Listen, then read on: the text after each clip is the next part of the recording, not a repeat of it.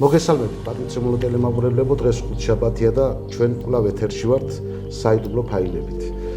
ჩვენ დღეს ვყავს სტუმრად ქალბატონი ტელეკომპანია პლუსის ჟურნალისტი, რა თქმა უნდა და პირველ რიგში კარგი ჟურნალისტი. ნუკა არველაძე და ჩვენ დღეს განვიხილავთ, რა თქმა უნდა, ნუკა, რომ რა იყო ის 9 წლიანი რეჟიმი და დღეს სად ვართ. აი, აქ მინდა გავშალოთ მე და თქვენ თემები და მივაწოდოთ მოსახლეობას და საზოგადოებას, რა საშიშროების ქვეშ დგას დღეს საქართველო, აი ორმაგი სტანდარტებს დავარქმევი ამას, რომ იმიტომ ვარქმევ ორმაგ სტანდარტს, ანუ ამათ გახსნილი აქვთ ხელფეხი და დაიწყო გვარამიამ უკვე აქტიური ჩამბა ამ პროცესებში. მოდი პირველ კითხვას დაგისვამ, ანუ კი, მოდი ესე მეგობრულად ვისაუბროთ, იმიტომ ჩვენ ორვე ერთ ზოლში ვზივართ. რას აპირებს გვარამია და რა ილაპარაკა გუშინ ინგა გრიგოლიას გადაცემაში, ანუ რა იყო იმის საუბარი? მოდი მაშინ მე ცოტა დიდ ექსკურსს გავაკეთებ, იმიტომ რომ იცით შეს ამ დღეებში ვფიქრობდი კახა, რომ ალბათ ჩვენი შეცდომა საზოგადოების არის რაში, იცი რომ ჩვენ ვიძახით 9 წელი. და ეს ყველაფერი ბევრად ადრე დაიწყო საქართველოში. ანუ მე რას ვამბობ, 9 წელი ჩვენ ვიძახით ნაცებს, რომლებმაც აიღეს ხელისუფლება, თუმცა ეს დასავლეთის ეს ჩაგრული ხელი რო იყვია, რომელიც აწვება ქვეყანას უკვე, აი რო იყვია ყულფივით, ეს ხო არ დაწყებულა მიშას მოსვლით. ეს დაიწყო მაშინ, როცა დაიგრა საბჭოთა კავშირი, საქართველოს გამოაცხადა დამოუკიდებლობა. და როდესაც ჩვენ მოვხვდით უკვე დასავლეთის იმ ინტერესებში, რასაც ქვია რუსეთის წინააღმდეგ ძალიან კარგი პოლიგონი. შემსრულებელი ხომ უნდა ამას? აი სამწუხაროდ, აი ძალის ნებით თუ უნებლიეთ პირველი შემსრულებელი აი ამ პროცესის, რომ საქართველოს ესეთი გავლენის ქვეშ მომხდარიყო, იყო გამსახურდიას მთავრობა. მაშინ, როდესაც პირველად დაიწყო შიდა ომები საქართველოში, დაპირისპირება თვითონ თბილისში, სამეგრელოში თუ გახსოვთ, მაშინ ერთადერთი მე მგონი გადარჩენილი აი ამ დაპირისპირებას იყო სამცხე-ჯავახეთი და მეტნაკლებად სამცხე-ჯავახეთი მეტნაკლებად აჭარა. ნუ გავიარეთ ჩვენ სამოქალაქო გავიარეთ და გავუყურე ამის მერე საქართველოს ხდება ტერორისტულად საშიშ ქვეყნების რიგებში და რეალურად ჩვენ უკვე მაშინ პარტნიორები უნდა ვყოფილიყავით დასავლეთის.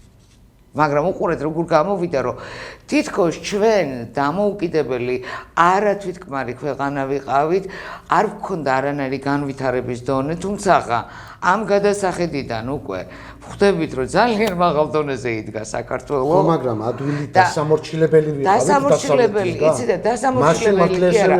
ჩვენ პოლიტიკური მზაობა არ გვქონდა გლობალური თამაშებში ჩართვის.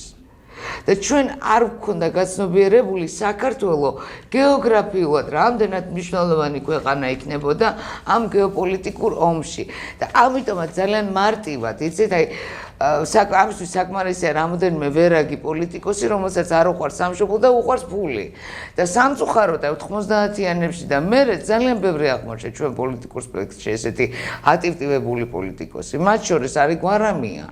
აი ამიტომ გავაკეთე, რომელმაც თავისი პოლიტიკური კარიერა ძიძიგურთან ერთად დაიწყო კონსერვატორები. ხო, მაგრამ გვარამია იძახს, რომ მიშას დამსახურება მე დღეს წარმატებული პოლიტიკოსი. ნუ რა თქმა უნდა, იმიტომ რომ იმის მერე გადავიდა ნაციონალურ მოძრაობაში, ეს იყო 2000-იანი წლების დასაწყისი, როგორც პატარა ბიჭი მიიღეს ძალიან და როგორც პერსპექტიული და აქტიური და ზეაქტიური, ესე ვთქვათ, რაღაცებში გამოადგა ეთყობა და მართლაც ახლა ministrად დანიშნეს რამდენი წლის ხო, მე მგონი 30-ისაც არ იყო თუ გადაცილებული 30-ს, აღარ მახსოვს ხო.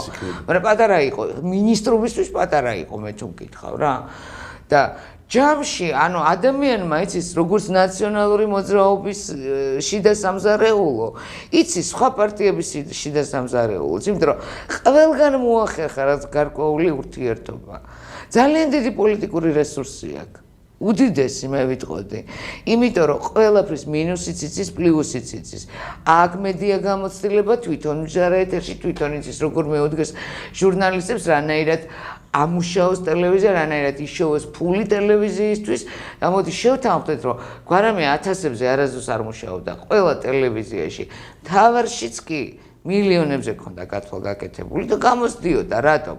იმიტომ რომ მან ეს კარდბლანშები შეიქმნა. ანუ კარგი მედია მენეჯერი არის, მოდი ვთქვა. მედია მენეჯერი, იცით რა, ზოგადად მედია მენეჯერი არა, არა, კარგი მენეჯერი. კი, ანუ ნუ მედია ეხლა მენეჯერი. მე შეიძლება ვიღაცამ ჩათვალოს რომ ვაქებ გვარამიას, მაგრამ იცი რა, ადამიანს როცა და რაღაცას როცა წერს არ უნდა დაუკარგო მისი შესაძლებლობები და ღირსება, იმიტომ რომ ამ შემთხვევაში შენ მასთან წააგებ ყოველთვის, არასდროს არ იქნები ძლიერი.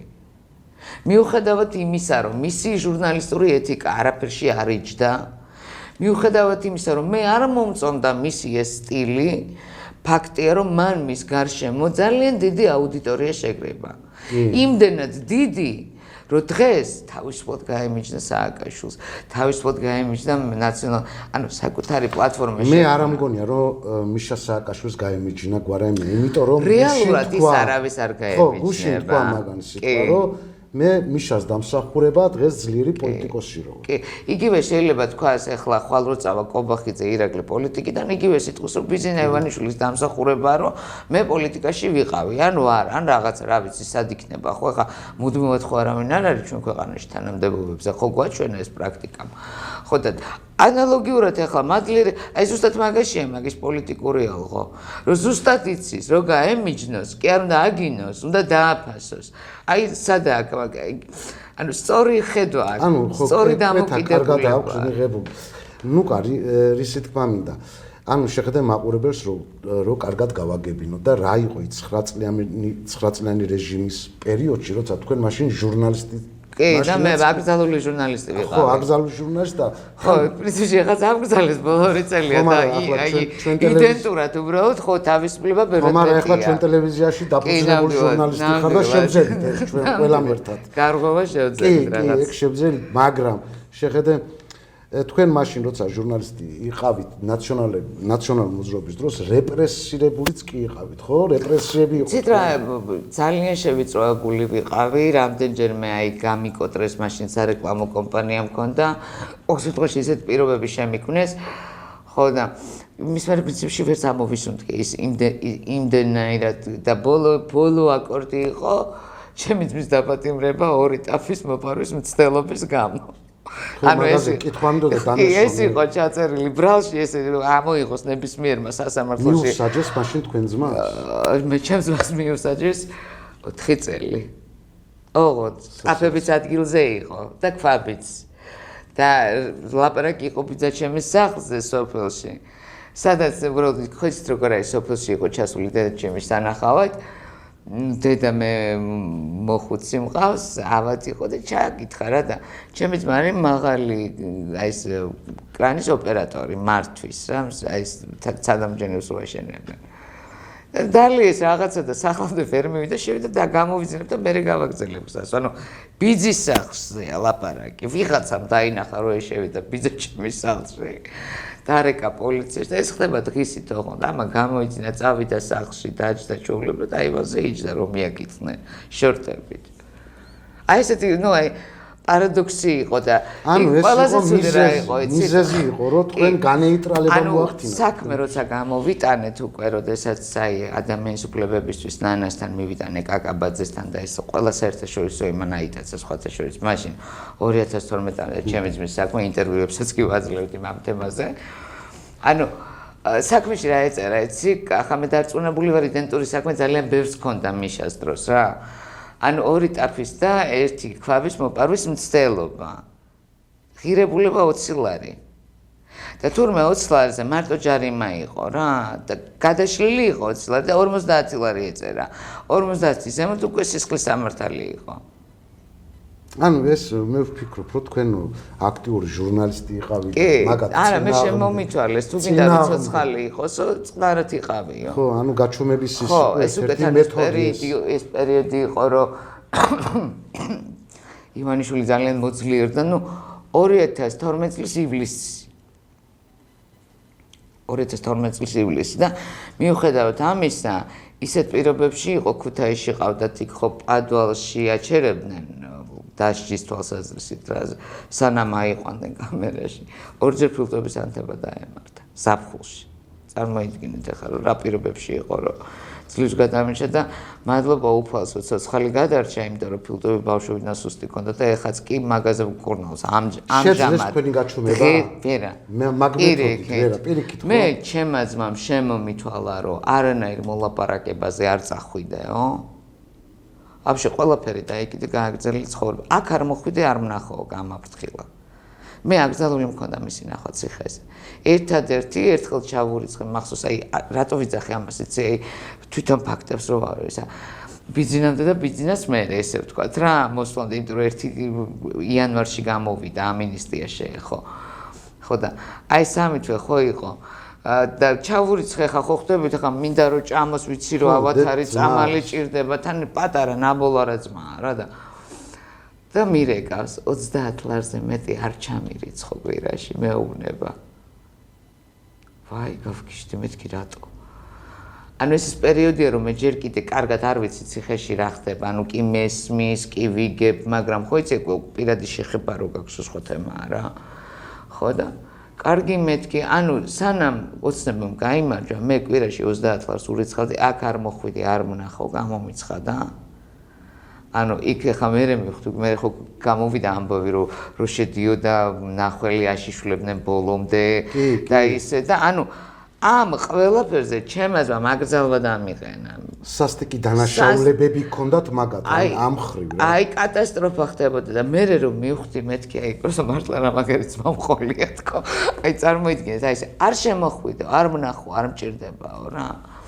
ხო და მე უკვე ეს ამბები რო აწყდა და მთელი ამბები კადრები რო დაიდო რა თქმა უნდა ისტერიკაში გავვარდი ეგრევე ნუ აი როგორ ჩავედი ქუთაისში არ მახსოვს დედა ჩემი იქიდან ჩამოვიდა სამდენიდან ჩამოიყვანეს პროფესორის მის ჯერ გადაადგილდებოდა და მარტო მე შევძელი შესვლა რა თქმა უნდა შესვლა ძალიან თავისუფლად მოხდა უკვე არავინ არ გამოწმენდა და ტელეფონის კი შევიყოლე ისე შემიშვი ეს ოცნების მოსვლის შემდეგ ხო არა კადრები რო გავრცელდა და უკვე პანიკა რო წავიდა კი ძალიან თან ხა მე უკვე ჟურნალისტი მაშინაც ვიყავი ხო ძალიან ესეთი ხმაური და უპრობლემოდ შევედი რა ესე ვთქვათ პაბლატურ როგორც ჟურნალისტი მეცინება ნუკა რა იყო იმ 9 წლიან რეჟიმის დროს რა ქონდა მიშა სააკაშვილის პოლიტიკური ანუ როგორ გზავნილი თუნდაც ევროპისგან არანაირი ყველაზე მაგარს კეთო არა ეს დაკვეთა არისო საქართველოსთვის არა ეს არ არის ევროპის დაკვეთა ეს არის გლობალური მოძრაობის დაკვეთა მსოფლიოში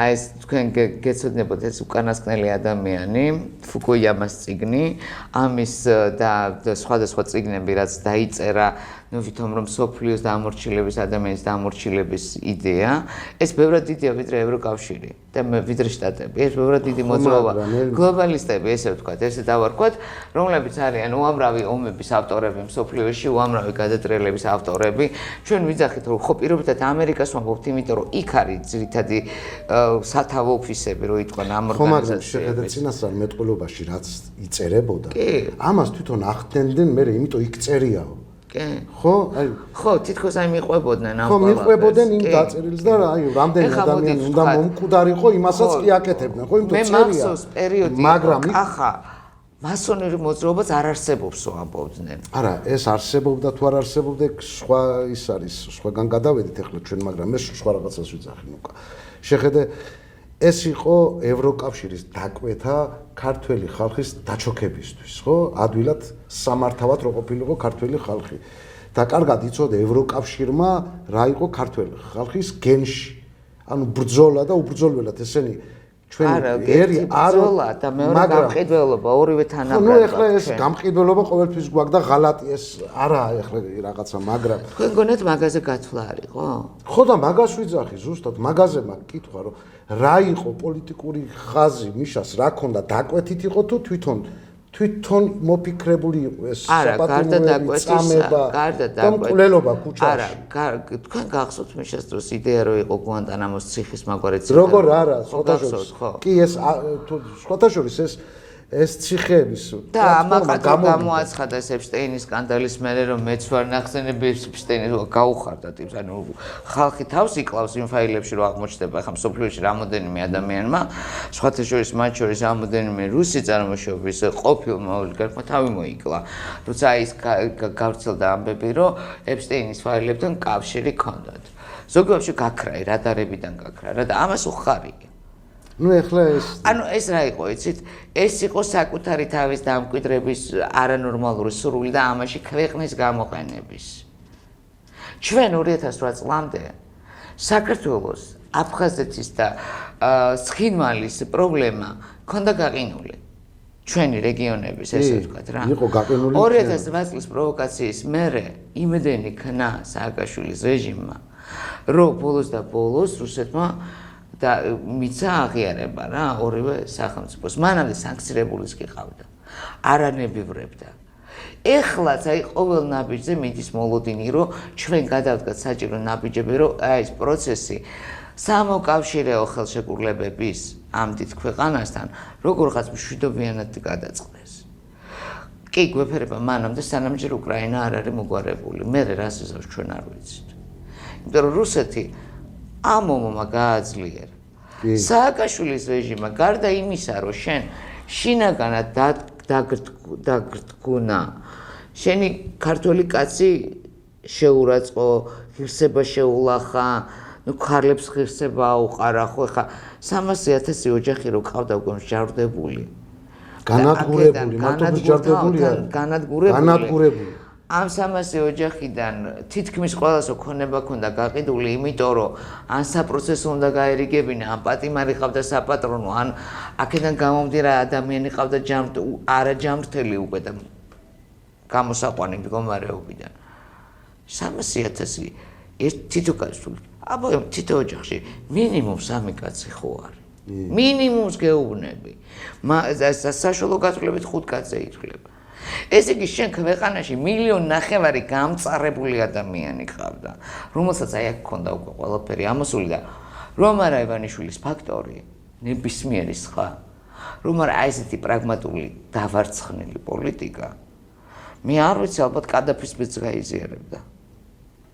ის რეჟიმი. კადაფის მიუხედავად იმისა, რომ კადაფის რეჟიმი არ ქონია, ხო ეხლა და ეხლა გამოდის სიმართლე ირკვევა რაღაცეები, რომ კადაფის ამ გლობალური მოძრაობის მსხვერპლი იყო მას მერე, რაც აი სოფლიო ოლიგარქებს, ესე ვთქვათ და ნავთობის მაგნატებს არ მიცა იმის შესაძლებლობა, რომ თავისი სამშობლოს რესურსები უფასოდ გამოეყენებინათ.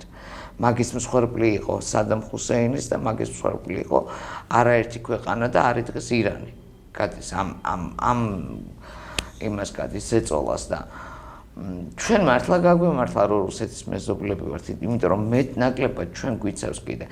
აი გაიხსენეთ 9 წელს აუბრუნდეთ რა. ხო, ზუსტად მაგ პერიოდში ამ ომის მერე რას აკეთებს სააკაშვილი? ამ ომის მერე მან ვერ მიიღო ის პასუხი დასავლეთიდან, რაც უნდოდა რომ მიიღო. ანუ ომი რო დაეწყო, რაც უკრაინაში მოხდა ის რომ მოხდარიყო. პირიქით აქ 3 დღეში დასრულდა ყველაფერი, ხო, დაასრულებინეს ესე ვთქვათ რა. თორე არ გახსოვთ, სანამ სარკოზი ჩამოვიდა, ჩანგლებით გამოდით, თუ ხალხს უეძახდა ის ყველაზე მაღალ რეიტინგული ბჭყალებში რო ყავდათ, არ მახსოვს გვარი, პარლამენტის თავმჯდომარე რო იყო. ხო და ბაქრაძე, ხო. ჩანგლებით გამოდით, რომ ეძახდნენ ხალხს და რაღაცა და ჩვენზე მართლა გქონდა ეს პლესკი, რომ აი რუსეთი თავს დაგესხა, მე რო გავარკვიეთ უკვე რა მოხდა და როგორ მოხდა ეს პროვოკაცია და რანაირად მოხდა, რომ რუსეთმა ჯარები შემოიყვანა თან ჩვენ დაკარგულ ტერიტორიაზე, ესე ვთქვათ, აგერ თბილისამდე მოგვადგა და როგორ ხა რუსეთ ჩვენი დაპყრობა უნდა და გადაიფიქრეთ სააკაშვილი შეეშინა. რას ლაპარაკობ, უბრალოდ არ გაგვწირა. ხალხი არ გაიწირა მაშინ და მართლა რო არ გაიწირა ის ჯარისკაცები, ის პირტიტველა ბიჭები, რომლებიც მაშინ და რამდენმა შეაკლა თავი, ხო? აი შენთვის ის გმირები, აი მართლა გული მტკივა, მეწვის ყველაფერი, ამაზე რო ვფიქრობ, ხა თან ჩვენის თაობა ვართ, აფხაზეთის ომიც რო ვიცით რა არის, ცხინვალის ომიც რო ვიცით რა არის, სამოქალაქო უბედურება რო ვიცით რა არის, შიდა დაპირისპირება თბილისის ქალაქის ომი, უბნების ომი რო ვიცით. ხა რატომღაც ყველას გონია რომ თბილისში რაც ხდებოდა 90-იანებში ეს პროსტა ბიჭური დაპირისპირება არ იყო, ეს ბიჭი ეს იყო იმენა აი ჩვეულებრივი რაც ხდება დღეს ხა ნიუ-იორკში, რაც ხდება აი ბრუკლინებში და აი გარეუბნებში და ბანდიტური დაჯგუფებები რაც არის და ფაქტობრივად ამით აყენებენ. ნუ მაშინ ნენელა იგივე ხდებოდა ცეცხლი ჩვენთან. ჩვენთან იგივე ხდება. პოსტსაბჭოთა სივრცეში, მარტო ჩვენთან არა. პოსტსაბჭოთა სივრცეში ყველგან ჩამოყალიბდა კრიმინალური ბანდები. ფაქტობრივად 15-ვე ქვეყანა ვიქეცეთ კრიმინალურ ქვეყანად. გვაქციეს. მარტო საქართველო კი არ მოვლა ამ გლობალისტების გავლენაში. უბრალოდ იცი რა არის, უყურე ჩვენ არ გვეყო ჭკუა, თორე აზერბაიჯანს და სომხეთს ჭკუა ეყო. არ დაკარგეს კავშირი რუსეთთან.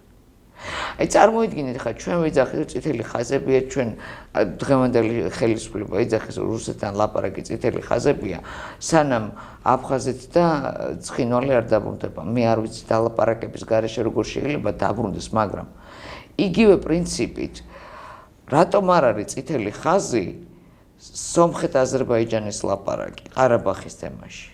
ხო არ არის.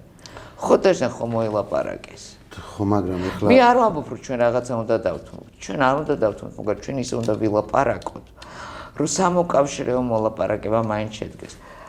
მაგისკენ მიდიოდა სააკაშვილი. იმიტომ რომ სააკაშვილი მიხვდა რომ რუსეთთან თუ არ ექნებოდა ურთიერთობა, დასავლეთის მანიპულირებას ვერ შეძლებდა. მთლიანად დასავლეთზე დამოკიდებული რო ყოფილიყო არ უნდა. ამიტომ დაიწყო რუსეთთან ეკონომიკური იმების გახსნა, რაც უკვე დაკეტილი ქონდა რუსეთს. რუსეთმა არ გაუხსნა უბრალოდ. სხვათაშორის სავიზო რეჟიმზეც კი ლაპარაკობდა. სავიზო რეჟიმი მაგან მოხსნა. ოცნებას არ მოუხსნა რუსეთთან, საქართველოს მოხსნა, მიშამ მოხსნა.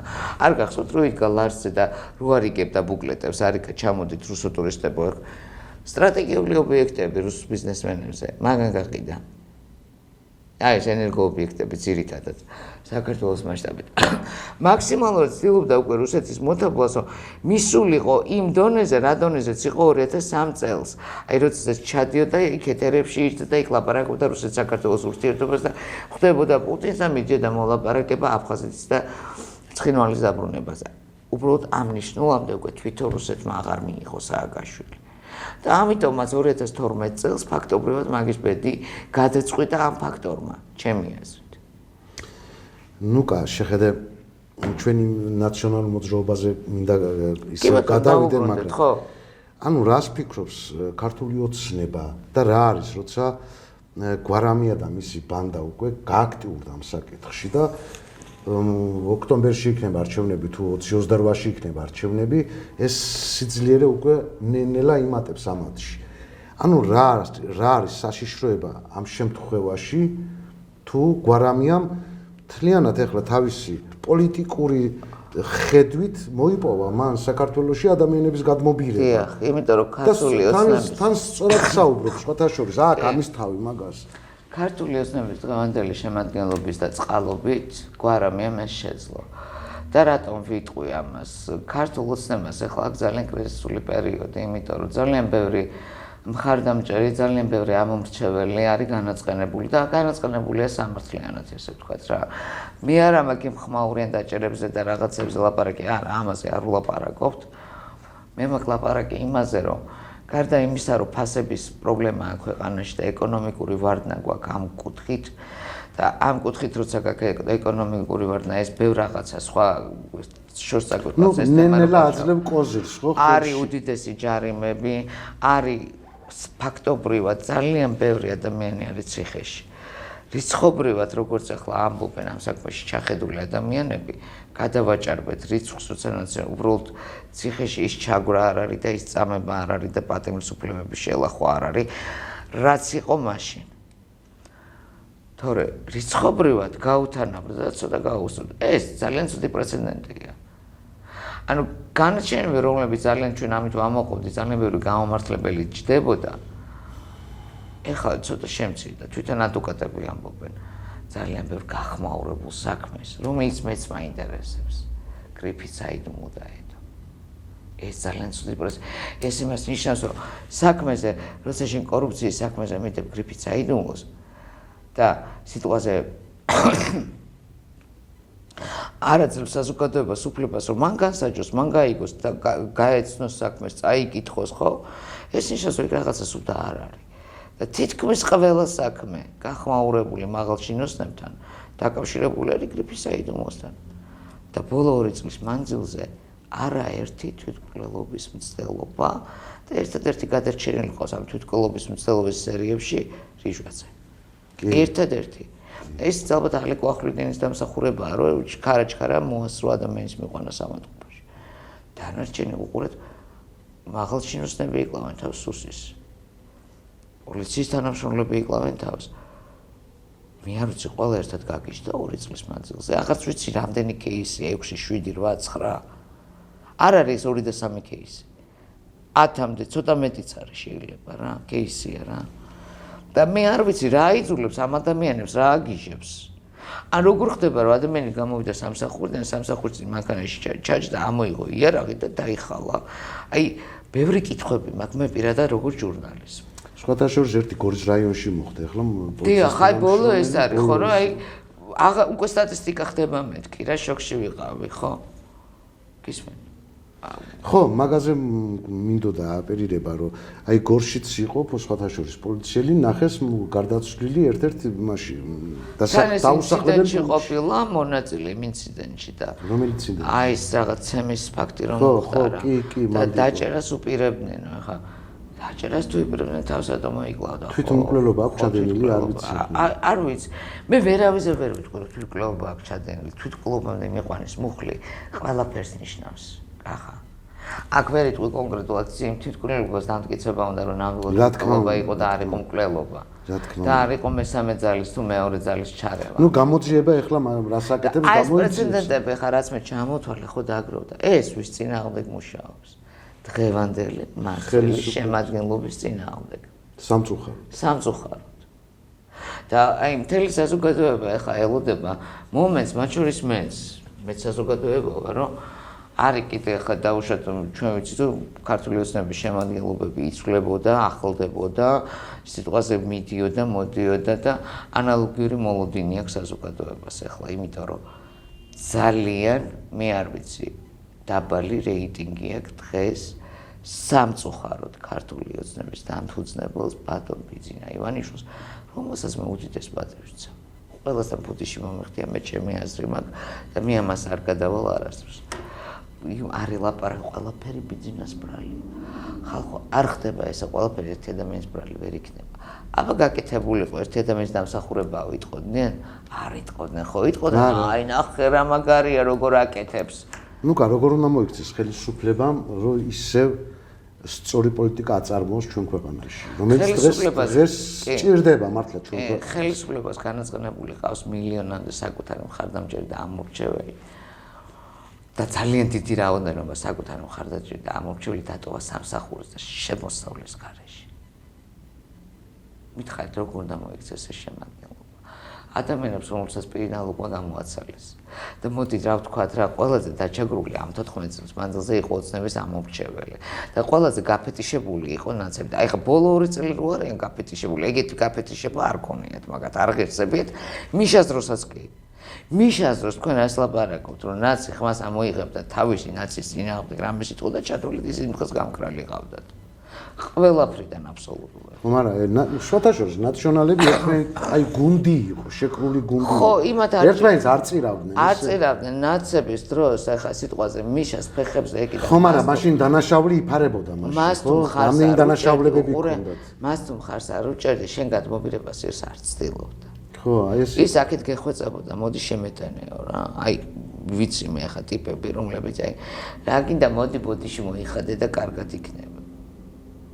აი ესე თავხედურად შეეძლოთ ამის ლაპარაკი რა და ჩემ და სამწუხაროდ აი მე ამაზე ვწერ კიდეც ეს არ არის დაფარული ახლა რომ როგორც კი მე ეს ნიშნები აი იქაური ნაცური დამოკიდებულების შევამჩნია უკვე აი სამწუხაროდ ამ შემოადგენლობაში რამოდენიმე ადამიანს და არ დავფარე მაშინ მე გავხდი აი დავწერე ერთი სტატუსი აი ესეთი პატარა უბრალოდ კომენტარი რომ დაგჭირთ სადღაცები დაუსაქმებელი მეთქი და აი მე ვიცი ხა ამ ქვეყანაში ძალიან ბევრი პროფესიონალი მართლა ძალიან მაგარი ადამიანი და შეგნებული ქართველი ესე ვთქვა ძლიერი თავისი პიროვნებით და ფსიქიკით უმუშევარი ზის და ანანი პერსპექტივა არ აქვს ან ზის სახლში ან სიტყვაზე წავიდა რეგიონში ან წავიდა უცხოეთში და მე თავზე მაზის გაუნათლებელი ხეპრე რომელიც გაგებაში არ არის ასაკეთებს და რატო დანიშნეს თანამდებობას. წარმოდგენ არა მაქვს, მაგრამ მე მოადგილე მყავს იმანიცის ყველაფერი, ერთმა ესე მითხრა, იცი? მერები არის დანიშნული, რესტორნიდან ვერ გამოყავთ. ზაპოიში არიან გადასულები. და ეძებენ მანამდე მერები, ვინც იყვნენ, იმად, მან ბიჭო 2 წელი გავიდა, ხო? ხარ ამდენი ხანი ხარ და всё იმას უკვე ვეღარ დააბრალებ. იმიტომ რომ ეხლა მე მაგალითად როცა დაიწყო ღარიბაშვილის რეგიონების პროგრამა, მას ძალიან აქტიურად ვიყავი ჩართული დავდიოდი რეგიონებში და მქონდა შუალედი 1 წლიანი რეგიონებში სიარული. სასწაული ვნახე 1 წელიწადში მეაშენებული საქართველო ვნახე. და რა უნდა ეხლა მიმტკიცონ რომ კორუფცია იყო და პროექტები სრულდებოდა, კეთდებოდა, ქალაქები ლამაზდებოდა, სად იყო მაშინ კორუფცია? კორუფცია ყველა ქვეყანაში არ არსებობს იდეალურად სუფთა ქვეყანა. რაღაცა პროცენტი კორუფციის დაშვებულია ყველა ქვეყანაში. მაგრამ იმ მასშტაბით, რასაც ჩვენ გვიყვებიან, უბრალოდ არ აშენდებოდა ქვეყანა. უბრალოდ ვერ მოხდებოდა მატება შეშემოპირებზე, პენსიონერებზე. ბოლო 2 წელი რა მოემატათ რამეს? ნუ თქვენ არ ფიქრობთ, რომ ქართულ ოცნებას ყავს ძალიან ბევრი, როგორ გითხრა, ევროპელი შიდა მტრები. ამას ხო ლიბერალური ხო, ამას ხო უნდა ეხლა რაღაც გაწმიდო ეს მხარე. რთულია ხო ამადი გაწმენდა, ანუ ხელშემშლელი ფაქტორი არის ხო რა თქმა უნდა ეს ლიბერალური მხარე ამათთვის, მაგრამ შეხედე ამათმა თითქოს და ვერ დაიმორჩილეს ესენი თუ ესენი ხო არ უწყობენ ხელშემთხვევით რომ ესეთ არეულობები იყოს ხანდახან აი პატარა ეს მაგშებზე მომრჩება, არ ვიცი ხა მე დაზუსტებით, ვერ გეტყვით, მაგრამ შტაბ-ეჭდილება ნამდვილად მრჩება კახა ეგეთი რომ ეს შეთანხმებული მოქმედებებია ამ ლიბერალურ ფრთასთან რა თქმა უნდა. იცით რა, თქვენ ახლა მე ესეთი კითხვა დამეშვით, მეორე პასუხი გაგცეთ, ძალიან დიდ პასუხისმგებლობას ავიღებ და შეიძლება პასუხი იყოს არასწორი. არც თქვენ დაგაღალატებთ არჩევ თავს და მოდით დაველოდოთ დროს, მივცეთ დრო ამ შემთხვევაში. გამოჩნდება ის რომ ლიბერალური ფრთა დომინირებს და ამით აზიანებს ქართული ოცნების ამომრჩეველს, ქართული ოცნების პოლიტიკას, რომელიც 2012 წლიდან მე მომწონდა და სხვებისგან განსხვავებით მე წაკითხული მაქვს ის პროგრამა, რითიც მოდი და ყოველ არჩევნებზე მე პროგრამებს ვკითხულობ. კახა. აი ესეთი აცდენა პროგრამაში, არჩევნებსა და პროგრამას შორის არის პირველად ოცნებაში. სულ სხვა ლაპარაკი იყო, სულ სხვა ნარატივი იყო და სულ სხვა შედეგები დაიდო რა. ამიტომ მეც ესე ვიტყვი რა. ჩემი პასუხი იქნება დროს მივცეთ დრო ამ შემთხვევაში. იმიტომ რომ მე მაგალითად ქართულ ოცნებას აღვიქო მაინც იმას, რაც ბიძინა ივანიშვილმა 2011 წელს აი ყველაზე რთულ პერიოდში გამოიტანა დადო და თქვა მე ამას გავაკეთებ, ეს არ იქნება მარტივი, მე ამას შევს. მე ვიცოდი რომ იქ 4 წელიწადში ეს არ მოხდებოდა, 8 წელიწადში ვიცოდი რომ ეს ლავირება იქნებოდა საჭირო. მაგრამ ისაც ეხლა ხდება რაღაც გადატვირთვების მცდელობა ევროკავშირთან, გადატვირთვის მცდელობა შტატებთან, რას ვტვირთავთ, რას ველოდებით იმათგან, რა დივიდენდებს. მოდით რა ერთი რაღაცა, აქ რო გაძლიერდეს დასავლური ფრთა და პროამერიკული, პროევროპული, აი ეს ევროკავშირული, ესე ვთქვათ რა, მოძრაობა თქვენ რა გგონიათ, ჩვენი ეგრეთ წოდებული ხო იცით ყველას თავის კურატორი ყავს, ვინ იქნება კურატორი ქვეყანა საქართველოს, როგორ ფიქრობთ? კიდე ნატო ვთქვათ, ნატოს ალიანსი. თურქეთი. რაც ავტომატურად თურქეთის გავლენის გაძლიერება, იქ ამერიკა კი არ გიძლიერდება უკვე, იმიტომ რომ თურქეთს თვითონ ამერიკა ვერ იმორჩილებს. ამერიკისთვის ჩვენ ძალიან შორს ვართ, 16 საათი მარტო ფრენას უნდა. ანუ სახმელეთო ყველაფერი გამორიცხე. 16 საათი მარტო ფრენას. ნუ მთლიან ოკეანე უნდა ხო, ოკეანე უნდა გადალახო. ანუ შენ იმის, აი, ფიზიკურად არ აწყობს შენ, მაგრამ გეოგრაფიულად ხო? გეოგრაფიულად შენ იდეალური ხარ სომხეთზე და აზერბაიჯანზე უკეთესი, იცი რატო ხარ? შავი ზღვა გაქვს, აი, ამდენი, მეგონა 300 კილომეტრამდე ხო ჩვენი ზოლი, შავი ზღვის ზოლი არ მახსოვს ზუსტად. აი ეს არის ჩვენი ბაზი. გარდა მაგის, აგერ ჩინეთში ხარ, ჩინეთთან და ყველაზე ახლოს. ამას სჭირდები, შენ ჭირდები გამოსაყენებლად, სახმარად, მოდი რა უხეშად ვიტყვი. როგორც ქვეყანა შენი განვითარება რონდომებოდა, აგერ 35 წელი ქონდა. რა გააკეთეს? თქვენ იცით რომ ჩვენ რო ტერიტორიული მთლიანობას გვპირდებიან და გვაღიარებენ. იქ ევროკავშირში თვითონ დღევანდელ აფხაზეთში, აი ახლა რაც არის. ჩვენ იურისდიქციაში რაც არის, იმ აფხაზეთში შექმნილი არასამთავრობოები, რომლებსაც დამოუკიდებლობა შეეხმარებოდნენ, იგივე ევროკავშირი ჩვენთან მთლიანობას იქ დამოუკიდებლობას უღიარებდა. აქ ამუშავდა.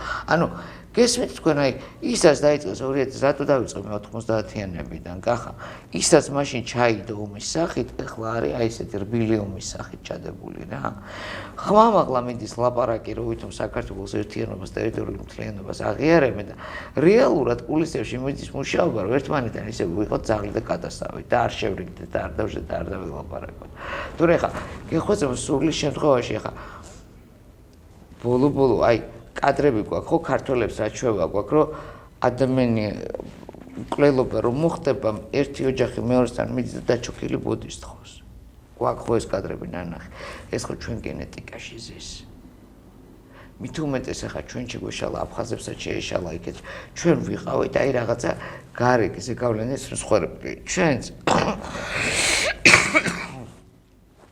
აი თბილისის ყველა უბნის ბიჭები რომლებიც მაშინ ჩახოცა აი ჩვენ ვიყავით აი გავლენის მსხვერპლი რომლებმაც აი ვერ გავიგეთ რა მოხდა რანაირად მოხდა ეს დამოუკიდებლობის და თავისუფლების სდევნაში არავინ არ თქვა რომ შევძლებდით კი ეკონომიკურად დამოუკიდებლობას აი ანუ ჯერ მაგისთვის ჩვენ მზად არ ვიყავით უბრალოდ არანაირად არ ვიყავით მცდარი ნაბიჯი გადავდგით ემოციური ნაბიჯი გაუმარჯოს დამოუკიდებელ საქართველოს და უკასავად დამოუკიდებელ საქართველოს ჭამა უნდა, სმა უნდა, კვება უნდა, შუქი უნდა, გაზი უნდა და მოვლა უნდა რა. ოჯახებს განვითარება და ზუსტად ამ ნაბიჯის გადადგმის მერე ერთ წელიწადში საქართველო იყო სისხლით მორწყული, დედები იყვნენ ძაძებით შემოსილი და საჯიში თაობა ყველა მხრიდან, აფხაზეთიდანაც, ჩვენგანაც, სამხრეთ ოსეთშიც საჯიში თაობა იყო მოკლული. ნუკა, მოდი ჩვენ დასასრულისკენ წავიდეთ და ბოლო კითხვას დაგისვამ და მე მაქვს ისეთი კითხვა, რომელიც თქვენ ჩაწერეთ მარია ზახაროვასთან ამას ბოლოს შემოვინახავ მაინც და რა იყო საუბარი თუ საიდუმლო არ არის საზოგადოებას გავაცნოთ. ანუ თქვენ რას ფიქრობთ თუ ნაციონალური მოძრაობა მე ისე ნაციონალურ მოძრაობას ვარ ახლა მე-4 და მე-5 უკვე ეს ციფრებია მე ეგენი არიან ნაციონალები ანუ ამათი გამარჯვების შემთხვევაში რა ელოდება ქართველ ხალხს ან საქართველოს თუ დაუშვათ თუ გაიმარჯვა ნაციონალურმა მოძრაობამ შიდაო ნაციონალურ მოძრაობას არ უნდა გამარჯვებს არაფერი კარგი არ ელოდება შიდაო მაგრამ არის მეორე ვარიანტი. შეიძლება ნაციონალურ მოძრაობამ გამოიყენოს ის კოზი, რასაც ქვია რუსეთი. რასაც ყველა მთავრობა ყველა დროში იყენებდა ჩვენთან. არც ერთი მთავრობა არ მოსულა იმ დაპირების გარეშე, რომ რუსეთთან დავალაგებ ურთიერთობას. მე არ მახსენდება ახლა მე დამოუკიდებელი საქართველოს ისტორიის მომენტი, ესე ვთქვათ, მატიანე ვარ, ცოცხალი მოუყვები ამ მოვლენებს და არც ერთი არჩევნები მე არ მახსენდება, სადაც არ იყო ლაპარაკი რუსეთთან ურთიერთობების ქვეყნის გამთლიანებას და რუსეთთან ურთიერთობების დალაგებას. აი ეს თუ გააკეთეს მაგათმა. ამით შეიძლება ზუსტად აი ძალიან არიან სიტუაცია რა. ხო, მაგრამ თუ ეს თუზე ქაოსისკენ წავა ქვეყანა. თუზე ვერ სისხლიანი ქაოსისკენ წავა. რა თქმა უნდა, თუზე ვერ ვიქნებით, იმიტომ რომ უკრაინიზაცია შეიძლება მოხდეს აუცილებლად მოხდეს. ძალიან ბევრი ცუდი რაღაცა შეიძლება მოხდეს. მეორე ფრონტს გახსნიან ეს. მე არ მინდა ახლა იცი რა, უყურე აი მაგრამ ეს არ უნდა იყოს არჩევნების გადამწყვეტი, აი ნაცები არ მოვიდნენ. მე მინდა რომ აი რაც არ უნდა რომ როდესაც არ უნდა იყოს არჩევნები პოლიტიკურმა ველმა ახალი არა რა უბრალოდ ის საღი ძალა გამოაჩინოს რომელიც დღეს არის ქართულ პოლიტიკაში არის მიძინებული პოლიტიკოსები არის რეალურად მოაზროვნე ხალხი იგივე ქართულ ოცნებაში რა დღეს ჩაწეულები ვინც არიან და მართლა ძალიან ძლიერი პოლიტიკოსები არიან ან ჩაწეულები არიან ან დაჭერილები რომელსაც ქვეყანა ეჭირათ ახლა ყველა მაპატიოს მაგრამ წლების მანძილზე უამრავ გადატრიალებას და უამრავ არეულობას გადაარჩინეს ქვეყანა რა არიან ეს ძალები მე ამათი გაძლიერების გაჯანსაღების მომხრე ვარ რა რომ ქვეყანა სჭირდება ცოტა მტკიცე ხელი ბოროტ კი არა რა დაგიჭირდა გაპატიმრებულო არა მტკიცე ხელი ჭირდება რა მთელი ევროპა გველაპარაკებოდა რომ ჩაერთეთ უკრაინის ომში თქვენც ის დღე გველოდება გვე პირდაპირ მოდიოდნენ სალაპარაკოდ და გიდებდნენ აი მას რა ქვია დოკუმენტს რომ უნდა ჩაებათ. ხო და ამის მერე სამარცხვინოდ აი მივდივარ და ზელენსკის ვართმევთ ხელს და მე ვთვლი ქვეყანა ერთმანეთს ახლა პრემიერ-მინისტრი რო ვართმევს ქვეყანაა ხო რაც უნდა გავემიჯნო მე მის ამქმედებას მაინც მეც მეხება სხვათა შორის მაგ კადრი მე ვნახე და კობახიძე იდგა ცალკე და თვითონ მივიდა ზელენსკი ეს იყო არა აქ ჩემთვის არა ნუ ეხლა ის ერთადერთი მე ვიცი რომ ესეც სამეტეზე შემთხვევით არავინ ერთად არ დგება და შემთხვევით არავინ მე ყველაზე სწორი იქნებოდა საერთოდ არ უნდა წასულიყო არსებობს ესეთი კარწინკის დათქმის მეთოდი რომელზეც შეთანხმდება ორი ხმალი და კარწინკა იდგება ეხლა მეც გამიკეთებია ეს და ვიცი კახა რა ხა არავინ არავის არ არის ვაი იმის შემთხვევით ტელეფონში ხო შემთხვევით ეხლა იქ იდგა და გამოიარა და გამარჯობა უთხრა არ არის ეგეთი რაღაცა მან არ ხდება მით უმეტეს რომ ყველა თანამდებობის პირი დადის დაცვის თანაშემწის და აი პაპკებით სავსე ტიპების ახლა დგას მაკაბუჭურიშვილი მარტო გარშემო არავინ არ ყავთ რაც გამორიცხულია ნებისმიერ სამიძე და მოდის ზელენსკიც მარტო და შემთხვევით გამორიცხულია ახლა რა არსებობს რაღაცა ფორმები დაუშვათ ურთიერთობების დაალაგების არის როცა არაოფიციალური შეხვედრა უნდათ რომ დაალაგდება ცოტა სხვანაირად აი ისე როგორც ვიხილეთ ჩვენ. და ეს იყო ჩემთვის მაგალითად, იმიტომ რომ მე როცა დაიწყო უკრაინაში რუსეთის და ნატოს ომი, მე ჩემი პოზიცია მკვეთრად გამოვხატე. რაც დღეს მაგ იგივე მქონდა მაშინაც რა. და ჩემთვის ყოველი შეურაცხყოფა ზელენსკის ჩემი მთავრობის მისამართით და ჩართვები რუსთაველზე, მოწოდება მთავრობის გადაგდებაზე, რომელს მთავრობაში თვითონ იყო ირაკლი კობახიძე. აი შეურაცხყოფელი იყო როგორც ამორჩეველისთვის. მართველი გუნდის შეურაცხყოფა მიდიოდა ვისაც არ ეზარებოდა უკრაინიდან ყველა ამათ აგინებდა. კი. და ამორჩეულ ჩვენს გვაგინებდა. ხო, მაგრამ ეხლა ამის მერე მე ცოტა გამიჭირდება იცი. არა, შეხედე ქართული ოცნება მაშინ ანუ გადავიდა თავდაცვაზე, ანუ თავს იცავდნენ და ძალიან დიდი დარწმუნებით ჰქონდათ ეს მე თუ მკითხავ, იმიტომ რომ ჩვენ ვრჩებით ცალმხრივი მეგობრობის და ეხლა ცალმხრივი მეგობრობა და სამხრების სიყვარული პოლიტიკაში ევროკავშირდა ზეწოლა იყო მთლიანად ჩვენ მთავრობაზე და ხელისუფლებაზე და რა იქნათ ამათმა გამონახეს გზა ანუ ლავირება გააკეთეს მაშინ ძალიან კარგი ლავირება გააკეთა მაშინ სხვათა შორის კი კარგი ლავირება კარგი განცხადებები გააკეთა ღარიბაშვილმა ძალიან მკვეთრად გააგებინა მსოფლიოს საქართველოს არ დაიღუპებოდა და არ დაღუპავდა ქვეყანას რომ სანქციებს არ დაუწესებდა რუსეთს აი მართლა ძალიან მყარად ვიდექი და აი ყოველი მისი გამოსვლა მაშინ ევროპაში, უნგრეთში რაღაც აი გზავდი რომ ამაყი ხარ არ დაგავზდეს და მაშინ ჩვენ გავიარეთ დანისპირი. აბა. მაშინ გავიარეთ. როგორ მყარად გავიარეთ. კი, ძალიან კარგად გავიარეთ და ჭკვიანურად მოხდა ეს რომ ჩვენმა ხელისუფალმა მოსკოვის სანქციებზე ხელიც კი არ წაუწდა კიდე კარგით, მაგრამ ჩვენ ძალიან ცუდ დღეში აღმოჩნდებოდი და გავიზიარებდით უკრაინის ბედს. ეხლა ეკონომიკურად ეხლა სხვა შორის ეს სანქციებსაც ეხება. რუსეთში გამოთვალეს უკვე ის კომპანიები, რომელსაც ძალიან მრავალმილიარდიანი ბიზნესები აქვს რუსეთში და საქართველოში ამ მილიარდებს ახარჯებენ არა ქვეყნის განვითარებას, არამედ ანტიქართულ და ანტირუსულ მოძრაობას. და მინდის ამ კომპანიების შესაძლო ალბათ ძალიან დიდი პროცენტებით დასანქცირებაზე რუსეთში, რაც პირდაპირ დაარტყავს საქართველოს ბიუჯეტს ხახა. ეს მე არ ვიცი როგორ განვითარდება, ველოდები მეც ინფორმაციას ამასთან დაკავშირებით. მამუკას ჰქონდა სხვათა შორის PPM გააკეთა ეს განცხადება და არსებობს უკვე ეს სია, დაემატება მე მგონი სატრანსპორტო იმ არსებულ სფეროებს. ძალიან რთული სიტუაცია გვაქვს ჩვენ. მე იმედი მაქვს აი ეს გონევრულობის, იმ პრაგმატულობის, რასაც რუსეთის მიმართ ქართული ოცნება ყოველთვის ატარებდა და ყოველთვის მივესალმებოდი, რომ ეს პრაგმატულობა, ეს გონევრულობა არ შეიცვლება და პირიქით უფრო უკეთესობისკენ შეიცვლება რა, იმიტომ რომ ეს დამიჯერეთ ის მასების მატება, რაც ახლა გვაქვს, მოგველანდება ეს ფაქტი თუ დადგა.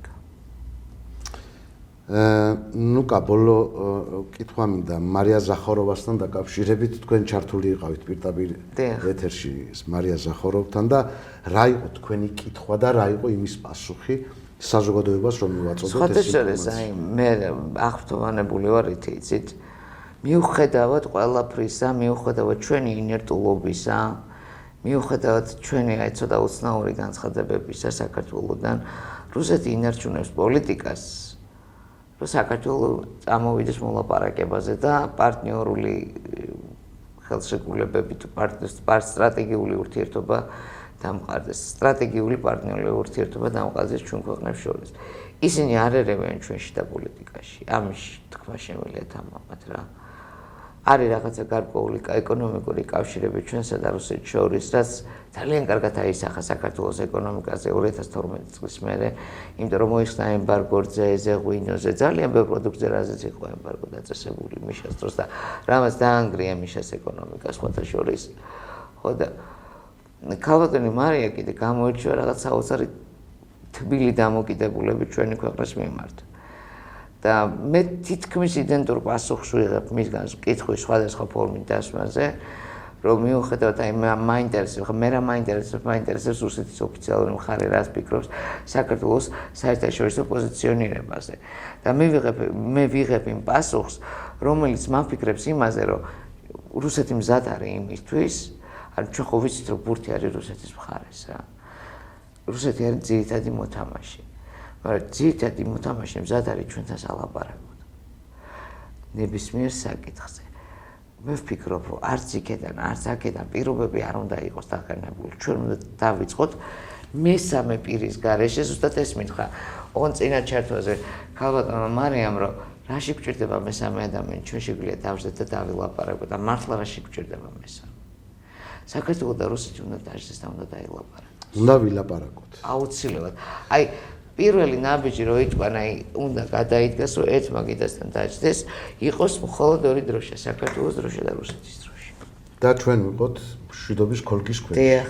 ეს აუცილებელია. შეგვეძლოს ამის გაშუქება. რა თქმა უნდა, გავაშუქებთ აუცილებლად. მე ვიქნები ძალიან ბედნიერი ეს დღე როცა დადგება. და მე ვფიქრობ, რომ პირველი ჟურნალისტი თქვენ იქნებით, რომელიც ამას გააშუქებს. იმედი მაქვს ძალიან დიდი. აკრედიტებული ჟურნალისტი ხართ, მოსკოვის საგარეო ხო, აი სხვათა შორის ძალიან მნიშვნელოვანია, იმიტომ რომ მე მაგალითად ჩვენი ჟურნალისტი ტელეკომპანია პლუსის. არ ვარ თარსად აკრედიტირებული, მაგრამ ჩვენ უარი არ გითხრა მოსკოვის საგარეო საქმეთა სამინისტრომ.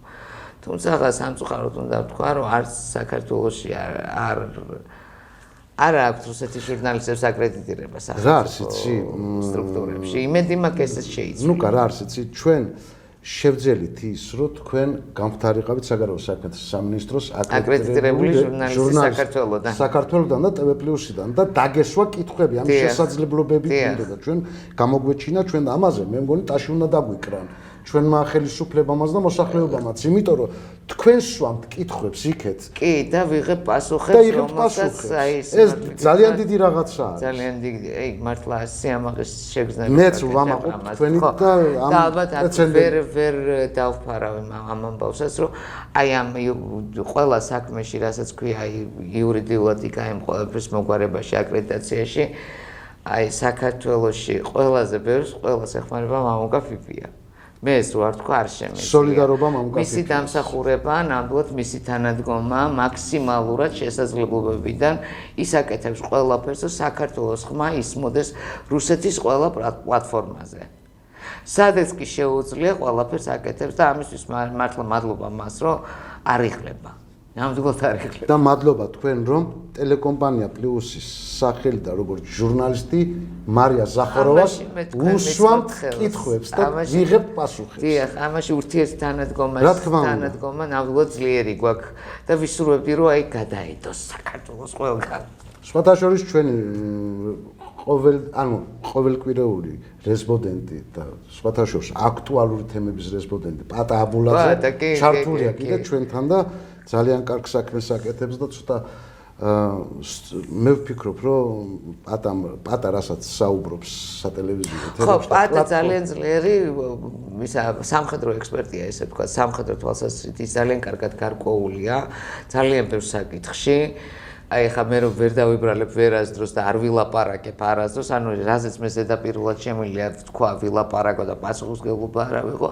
აი მანიც ის თემა იმდენად კარგად, რომ რაღაცა რომ მაინტერესებს ხანდახან მას ვეკითხები, რომ აი ესე როგორ, იქ ისე როგორ, სამხედრო ხაზით არის უძლიერესი.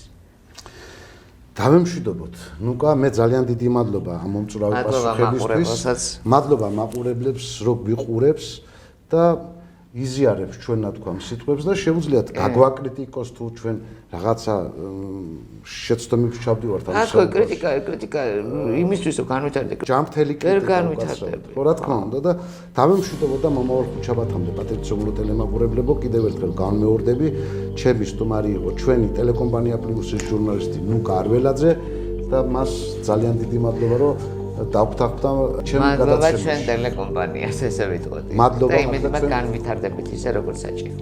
მეც ვფიქრობ რომ უნდა განვითარდეთ და აუცილებელია ახლა ჩვენ უკან დახევარ შეიძლება. ანა, ძლიერები უნდა დიახ.